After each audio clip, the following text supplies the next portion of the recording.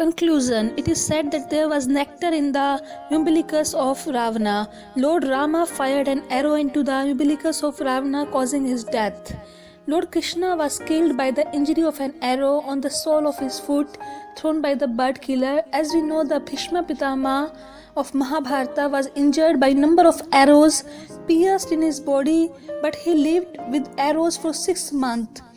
It was only due to the safety of the vital marma points. The site of the injury was not having any important vital marma points. In other example, Jesus Christ was nailed on the cross by putting nails on the palms and soles containing important vital points. With these examples, it is apparent that any injury to vital points may lead to death. A tree does not die when the flowers, fruits and leaves are picked, but when the root is severed, the tree dies immediately.